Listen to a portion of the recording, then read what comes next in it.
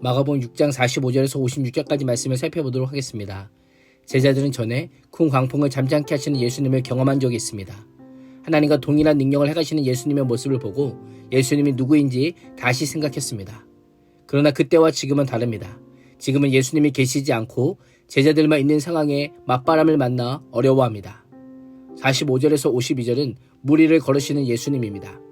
세례 요한을 죽인 헤롯 안티파스가 위협하고 요한복음에 따르면 오병이의 기적을 경험한 무리가 예수님을 정치적 메시아로 여겨 왕으로 삼고자 합니다. 예수님이 인간의 육체적인 필요와 만족을 해결하기 위해 오신 분이 아니라 구원하기 위해 오셨기에 무리들의 잘못된 메시아관을 거부하시며 무리가 주는 헛된 기대나 세속적인 하나님 나라에 대한 기대를 품지 못하게 하기 위해 제자들을 재촉하여 자기보다 먼저 건너편 벳세다로 가게 하십니다. 예수님은 제자들과 헤어지신 후에 산에 올라갑니다. 세상은 인생을 타이밍이라고 합니다. 물 들어올 때 노를 저어라 라고 합니다. 세상이 나를 환호하고 환대할 기회를 놓치지 말고 반드시 붙잡아야만 내가 원하는 것을 이뤄낼 수 있다라고 합니다. 그러나 예수님은 오히려 무리들의 환대와 기대를 멀리하기 위해 급하게 그 자리를 떠나 기도하기 위해 산에 올라가십니다. 하나님께서 자신에게 맡겨주신 십자가의 길을 걷기 위해 하나님 앞에 독대하는 시간을 갖고 계신 것입니다. 우리의 모습은 어떠합니까? 우리는 어떤 시간을 더 즐겨합니까? 칭찬과 환호와 환대를 받는 순간을 더 즐겨하십니까? 아니면 하나님의 말씀을 묵상하고 하나님의 능력을 덧입는 기도의 시간을 즐겨하십니까? 분주할수록 하나님께 엎드려야 합니다. 인기를 얻을수록 마음이 흐트러지지 않도록 하나님의 손에 붙들려 있어야 하는 것입니다. 날이 저물자 제자들이 탄 배는 바다 한가운데 있습니다. 예수님께서는 산 위에서 깊은 밤 바다 한가운데서 맞바람에 힘겹게 노를 젓는 제자들을 보십니다. 제자들 중에는 베테랑 어부들이 있었음에도 안간 힘을 다해 바람과 씨름하지만 역부족입니다. 요한복음에 따르면 큰 바람이 불어 파도가 일어났다라고 합니다. 제자들의 공격을 보신 예수님께서는 밤 사경쯤 오전 3시에서 6시쯤 바다 위를 걸어서 그들에게 다가가십니다.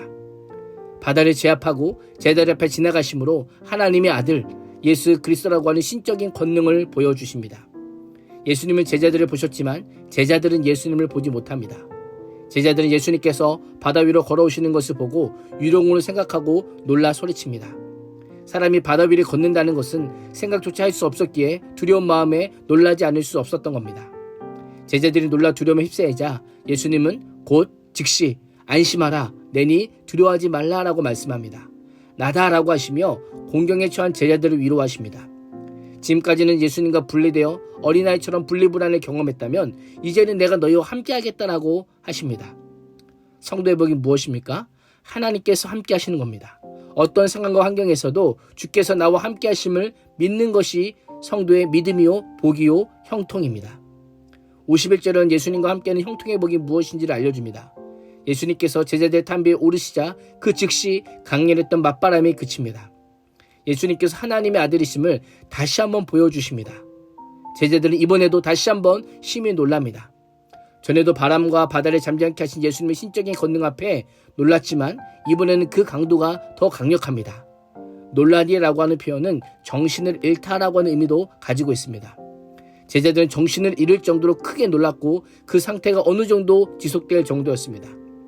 마가는 제자들의 이런 반응에 52절에서 그들이 그 떡 떼시던 일을 깨닫지 못하고 도리어 그 마음이 둔해졌음이라고 말씀합니다.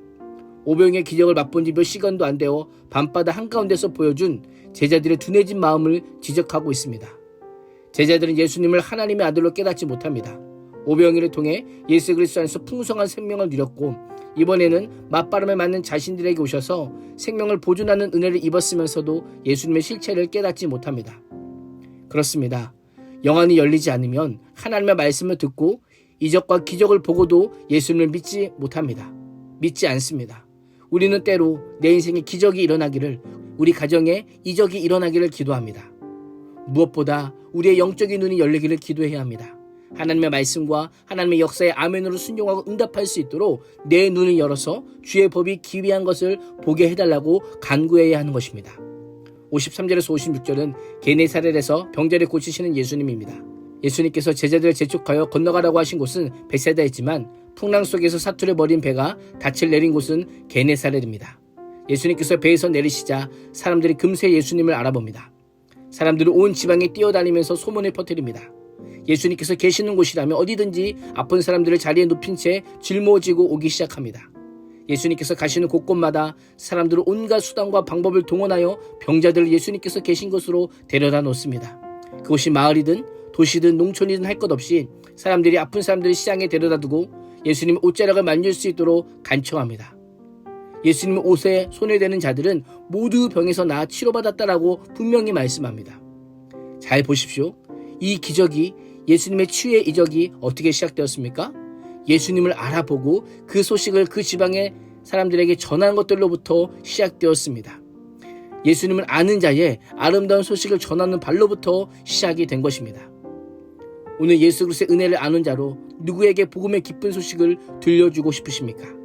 구원 얻는 믿음은 들으면서 납니다. 듣지 못한 복음과 예수님을 알고 믿을 수가 없는 것입니다. 우리는 전해야 합니다. 그래서 듣게 해야 됩니다.